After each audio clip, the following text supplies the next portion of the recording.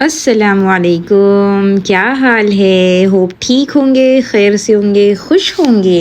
अल्हम्दुलिल्लाह हम भी बिल्कुल ठीक है। अच्छा, जो लास्ट ब्लॉग में मैंने चीज़ और चिकन के जो समोसे बनाए थे ना, तो मैंने बताया था कि बच्चों को बहुत पसंद है। तो अभी मैं बना के हटी नहीं थी, तो बच्चों ने कहा कि अम्मी आज हम यही खाएंगे। सो बस मैंने थोड़े चिप्स और थोड़े ये समोसे फ्राई कर लिए थे। आप देखिए ज़रा अंदर से कितने चीज़ी और क्रीमी से है। ख़ासकर इसमें जो वो क्रीम चीज़ होती है ना, उसका फ्लेवर बहुत ही अच्छा लगता है। सो ज़रूर ट्राई करिएगा, बताइएगा। ये नेक्स्ट मॉर्निंग थी जब ये अच्छे से हार्ड हो गए, तो फिर मैंने उसको जिपलॉक में भर के रख दिया। अच्छा, सबसे ज़्यादा जो चीज़ बनती है ना रमज़ान के लिए, वो बनती है बीफ वाले समोसे, यानी उसकी क्वांटिटी ज़्यादा होती है और 4 जिपलॉक बड़ी वाली माशाल्लाह भर जाते हैं। उसके अलावा जो भी होते हैं, जैसे ये जो थे हालापेनियो या चीज़ समोसे जो थे ना, ये 3 जिपलॉक भरी है। ऐसे 3 या 2 का भी रेशो चलेगा, पर 4 का रेशो में नहीं पहुँचेगा। तो मोस्ट फेमस इसलिए मैं उसको कहती हूँ, हम गुजरातियों के। अच्छा, फिर हमारा नाश्ता पानी हो गया। अब मैं साफ़ सफाई में लग जाऊंगी, थोड़ा खाना बनाने के लिए टाइम है। और भी आज से आपसे कोई रेसिपी शेयर करूंगी। आज थोड़ा सा दावत वाला ब्लॉग है, छोटी सी दावत पर मैं अभी शेयर करती हूँ। सो बस ये हमारा किचन हो गया था क्लीन। आजकल सब मशीनों पे ही चल रहे हैं। अब देखिए ना, सारी मशीनें ही लगी हुई है माशाल्लाह से। सो अभी लाइफ ऐसी है, बिना गैस की देखते हैं कब तक चलेगी। दुआ करिएगा कि रमज़ान पहले तो भाई आ ही जाए, क्योंकि ये एक पर इतना मुश्किल हो रहा है, पर अल्हम्दुलिल्लाह काम हो ही रहा है। लेकिन रमज़ान में क्या होता है, सहरी में फिर फटाफट चाहिए होता है, एक तरफ ये एक तरफ वो। सो इंशाल्लाह उम्मीद है अल्लाह की ज़ात से कि हो जाएगा। सो बस ये मैंने किचन क्लीन कर लिया है। और ये बच्चे जा रहे हैं, आज मेरा मदरसा नहीं था, तो हनाना वो सबको सी ऑफ करने माशाल्लाह जाती है, निकलती है। और कभी साथ में भी चली ही जाती है कि नहीं मुझको भी जाना है करके, तो उसकी बहन के साथ चली जाती है। पर आज तो मैंने कहा कि नहीं बेटा, रहने दो। सो ये बहुत खुश हो के कि ये ताताई वाताई करके भेज रहे हैं। ये भी बहुत अच्छा मोमेंट होता है कि आप सी ऑफ किया करें। अच्छा, हमारी आदत है कि कोई घर से बाहर जाता है तो फिर उसको दरवाजे पर छोड़ने ज़रूर आते हैं। सो ये कुछ नहीं होता, बस इससे एक मोहब्बत बढ़ती है कि आते जाते दोनों टाइम आप उनको, यानी आप स्पेशल फील कराते हो। तो बस ये बच्चे चले गए। अब हनाना मेरे साथ में है और हम दोनों मिल के आज सफाइयाँ कर रहे हैं। वो ऐसा ही है, जहाँ हम रहते हो खिलौने से नहीं खेलेगी, फिर वो साथ साथ में ही पीछे पीछे लगेगी। सो बस चले हमारी सफाई शुरू करते हैं। अच्छा, ये जो चाय का जो बर्तन है ना, मैंने ये बनाया हुआ था चाय, तो कब से वो क्या चाय का भी फिर कलर लगने लग जाता है। सो काफ़ी दिन हो रहे थे, 2-4 दिन हो गए, तो मैंने उसकी तरफ ध्यान नहीं दिया, तो काफ़ी सा हो गया। तो हमारे यहाँ बहुत एक अच्छा मिलता है, मैं उसकी शायद आप लोग के यहाँ भी मिल जाए, तो आप ट्राई करिएगा। हमारे यहाँ ये मिल जाता है, क्लोरो इसका नाम है। बहुत अच्छा, यानी ब्लीचिंग है, और कोई भी जगह पर, कोई भी वाइट चीज़ पर या कोई भी दाग धब्बे फ़ौरन निकाल देती है। सो अभी मैंने डाला है और बस थोड़ा सा स्टर करूँगी इसको, और ये बहुत जल्दी निकल जाएगा, यानी एकदम साफ क्लियर हो जाएगा। तो साथ में ये चाय की जो छन्नी थी ना, तो ये भी काफ़ी दिन से यानी प्रॉब्लम हो रही थी, उसमें भी यानी जम गया था वो चाय का ही कलर। सो मैंने ये दोनों को थोड़ी देर डाल के रख दिया, और इंशाल्लाह भी थोड़ी देर में आप देखिएगा कैसे चमकता हुआ हमारा बर्तन हो रहा है। तो वही चीज़ें सफाई मांगती है, अगर की जाएगी तो होगी, वरना हर चीज़ अगर उसको डीले डीले करती जाएगी ना, तो फिर वो गंदगी जो है ना वो बढ़ती जाएगी। सो बस, और फिर ये जो क्या कहते हैं इसको, ये जो जालियाँ रहती है ये मतलब पानी ड्रेन करने की जो होती है, उसमें भी मैंने ये सब डाल दिया थोड़ा, कि अच्छे से सारी चीज़ें क्लीन हो जाए। सो आप देखिए थोड़ी देर बाद माशाल्लाह कितना अच्छा हमारा बर्तन क्लीन हुआ है। सो अगर मिलता हो तो आप ट्राई करिएगा, वरना आप क्या यूज़ करते हो, मुझको अगर कोई आइडिया देना है तो प्लीज़ आप ज़रूर दीजिएगा। उसके बाद लॉन्ड्री लगा रही थी। असल में जब से हम आए थे ना, तो ये जो शूज़ थे ना सबके, जो यूज़ करने के लिए लेके गए हुए थे, सो काफ़ी दिनों से काफ़ी मैले थे, और मुझको टाइम नहीं मिल पा रहा था कि मैं उसको वॉशिंग मशीन में डालूँ और उसको धोऊँ। आज मैंने सोचा कि इसको पहले यही काम करते हैं, कपड़े हम बाद में धोएंगे। कपड़े तो ऐसी बरकती चीज़ है कि बस कपड़े तो नॉन स्टॉप ही धोते जाएंगे ना, तो भी मुझको लगता है कि ख़त्म ही नहीं होंगे, इतनी बरकत वाले कपड़े होते। सो बस हनाना भी हेल्प कर रही थी, उसने सारे डाल दिया कपड़े वगैरह। उसको ऐसा कि सर्फ भी मैं डालूँ और फिर ऑन भी मैं करूँ, तो बस उसने बहुत अच्छे से चालू कर दी। और ये हमारे धुल जाएंगे अभी 15-20 मिनट में, और बहुत अच्छे से। बस उसके बाद थोड़ी बहुत जो भी सफाई लगती है, झाड़ू है और फिर मॉब है, वो सब फिरा विरा दिया। अब मैं आ गई थी किचन में। मेरे बेटे ने माशाल्लाह, जो 1st नंबर का बेटा है, उसने कुरान ख़त्म कर लिया अल्हम्दुलिल्लाह। असल में मदरसे में जो होता है ना वो सबके साथ यानी ग्रुप वाइज पढ़ाया जाता है, लेकिन अल्हम्दुलिल्लाह बच्चे घर में भी पढ़ते हैं। और अभी मदीना जा रहे थे ना, मक्का मदीना, सो बच्चों को कहा था बेटा वो कोशिश करना कि वहाँ पर कुरान ख़त्म हो जाए। तो अल्हम्दुलिल्लाह छोटे वाले बेटे की तो थोड़ी तबीयत ज़्यादा ख़राब हो गई थी तो वो नहीं कर पाया, लेकिन बड़े वाले बेटे ने ख़त्म कर दिया। तो जब बच्चे ऐसे कुछ ख़त्म करते हैं ना, तो मेरी बड़ी वाली बेटी का जब भी ख़त्म हुआ था तो भी मैंने छोटी सी पार्टी, बच्चों की छोटी सी पार्टी होती है, सो वो अरेंज की थी। तो अब मैंने ये बेटे के टाइम पे भी अरेंज की। ऐसी खुशियाँ बच्चे की खुशी में खुश हो जाया करे और उनकी खुशी को अप्रिशिएट किया करे, सो बच्चे को ऐसा लगता है कि हाँ हमने वाकई कोई बड़ा काम किया है और अगली बार के लिए फिर वो मोटिवेट हो जाते हैं। सो बस मैं उसी की तैयारी कर रही थी, तो मैंने सोचा चले डोनट्स ट्राई करते हैं। तो अच्छे बन गए थे तो मैंने सोचा आपसे भी रेसिपी शेयर कर ली जाए।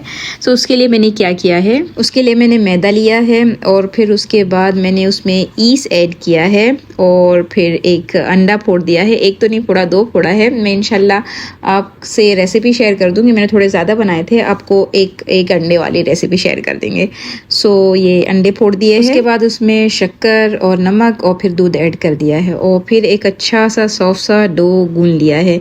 दूध भी अल्हम्दुलिल्लाह उतना हिसाब से गया था कि वो अच्छा यानी सॉफ्ट सा एकदम अच्छा डो बन गया। फिर वो अच्छे से जब डो खिल गया, आप देखिए माशाल्लाह कितना अच्छा खिला हुआ है, तो फिर हमने इसको निकाला है और उसको थोड़ा सा और गूंदा है। और उसके बाद मैंने फिर छोटे छोटे इसके बॉल बनाए हैं और इस तरीके से फ्लैट करती गई। तेल रखा है तलने के लिए और बीच में कोई एक ढक्कन से उसको होल कर दिया। और देखो बेलने के बाद जो होता है ना थोड़ा सा चपटा हो जा रहा था, तो मुझको लगा कि ऐसे ही हाथ से जो आप फ्लैट करें ना तो वो ज़्यादा अच्छा लग रहा है। सो बस मैंने वैसे ही कर ली और उसको तलती गई और देखिए आप कितने मज़े से बन रहे हैं माशाल्लाह। और फिर मैं उसको फ्राई कर करके है ना ये जाली पर निकालते जा रही थी ताकि वो जो एक्सेस ऑयल है वो सब मतलब नीचे चला जाए और वो नहीं रहे। देखिए आप माशाल्लाह से कितने अच्छे बन रहे हैं। और फिर जो आखिर में छोटे छोटे बच गए थे ना, तो मैंने उसको ऐसे ही यानी फ्राई कर लिए और फिर उसके शक्कर में डाल के बच्चों को दे दिया और बच्चे बहुत ज़्यादा खुश। यानी कोई भी आपने अगर कोई भी सॉस नहीं बनाई है, कोई चॉकलेट वगैरह नहीं भी लगाई है, खाली शक्कर में भी डाल के खा लेते ना तो बहुत अच्छे लग जाते हैं। अच्छा अभी मैंने क्या किया है, उसको टॉपिंग करने के लिए मैंने उसमें थोड़ा न्यूटेला ले लिया है। आप कोई भी करना चाहे, मेरे पास न्यूटेला था, कोई चॉकलेट नहीं थी, तो मैंने सोचा चलो न्यूटेला से कर देते हैं। वैसे भी न्यूटेला वाले ही काफ़ी अच्छे लगते हैं। और उसमें थोड़ा सा दूध ऐड कर दिया और थोड़ी सी क्रीम ऐड कर दिया और उसको 10 सेकेंड के लिए मैंने माइक्रोवेव में यानी गर्म कर लिया और मिक्स कर लिया अच्छे से।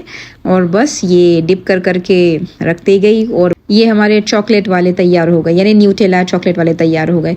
और ये ऐसे ही मैंने जो दूसरे यानी कोई बच्चे चॉकलेट नहीं खाते तो उनके लिए फिर मैंने जो दुल्से लेचे हमारे यहाँ कहते हैं तो उसके बना लिए। उसके लिए भी मैंने पहले वो डाला है और उसके बाद फिर दूध और फिर क्रीम और फिर उसको माइक्रोवेव में गर्म करके ये डिप कर करके निकाल के रख दी गई। अब मैंने इसको फ्रिज में रख दिया। अब इंशाल्लाह जब बच्चों के लिए आएंगे बच्चे तब हम निकाल लेंगे। अच्छा फिर मैंने पास्ता बना लिया था, क्योंकि बच्चे हैं, बच्चों को यही सारी चीज़ें पसंद आती है भाई। पिज़्ज़ा भी बनाया है और पास्ता भी बनाया है। सो मैंने उसके लिए तेल ऐड किया है और उसमें थोड़ी सी चॉप की हुई अनियन डाला है और उसके बाद फिर जब थोड़ी सी नरम हो गई तो उसके बाद मैंने उसमें गार्लिक का पेस्ट डाल दिया है, यानी लहसुन का पेस्ट डाल दिया। अब उसको थोड़ा सा भून लिया और फिर उसके बाद उसमें चिकन के क्यूब्स डाल दिए। जब चिकन अपना पानी खुश कर देना यानी अच्छी सी भून जाए, उसके बाद मैंने उसमें मैदा ऐड किया है और मैदे को थोड़ा सा अच्छा सा भून लिया है। और उसके बाद में एक ही पॉट में पास्ता बना के हम तैयार कर लेते हैं, यानी पास्ता उबालने रखा है पर या एक ही बार डन। अलग से मैं वाइट सॉस नहीं बनाती, अक्सर वाइट सॉस रेड सॉस सब साथ में ही बन जाता है, अच्छा ही लगता है, ट्राई करिएगा।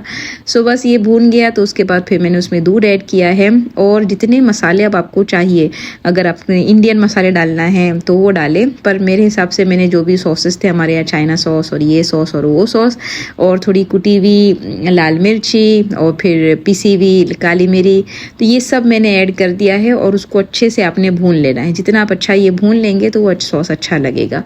सो जब ये भून गया उसके बाद मेरे पास पास्ता टोमेटो आता है ना, वो था, तो मैंने फिर वो ऐड कर दिया और उसको अच्छे से भून लिया। और बस उसके बाद हमने ये पास्ता उबाल के रखा हुआ था।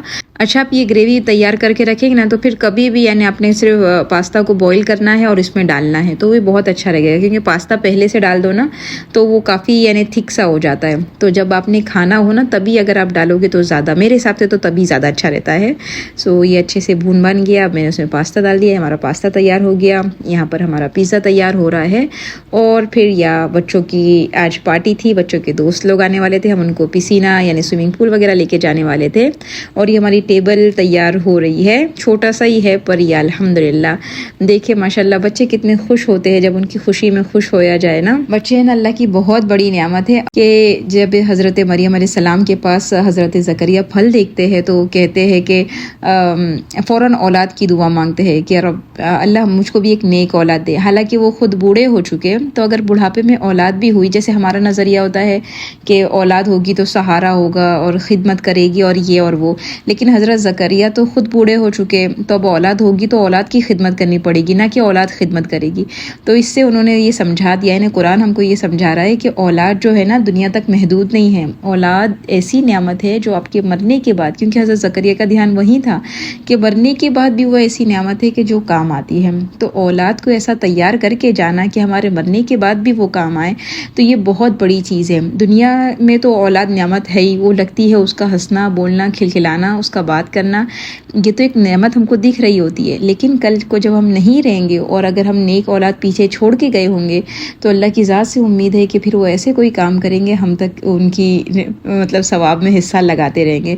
सो अगर बच्चों की ऐसी चीज़ों में, जैसे हम स्कूल वगैरह की चीज़ को काफ़ी उनकी अप्रिशिएट करते हैं, काफ़ी उनके लिए मोटिवेशन बनते हैं, तो क्यों ना आखिरत के काम के लिए भी थोड़ा जैसे कुरान को, उनके रोज़े को, उनकी इबादत को भी वैसी अहमियत दिया जाए ताकि वो मोटिवेट होते जाए और फिर वो उसको शौक़ से करे।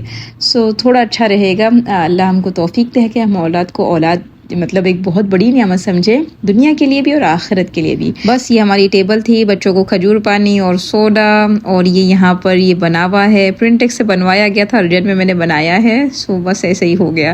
फिर उसके बाद केक लेकर आ गए थे, ये जो पास्ता बनाया था उसमें मैंने थोड़ी चीज़ डाल दी, और ये डोनट्स और थोड़े बच्चों के लिए चटर मटर की चीज़ें। और हनाना कह रही है कि बहुत अच्छा बना है। मैंने कहा कि चलो अल्हम्दुलिल्लाह। होप आज का वीडियो आपको अच्छा लगा होगा, लगा तो उसको लाइक शेयर सब्सक्राइब करें। तब तक के लिए अस्सलाम वालेकुम।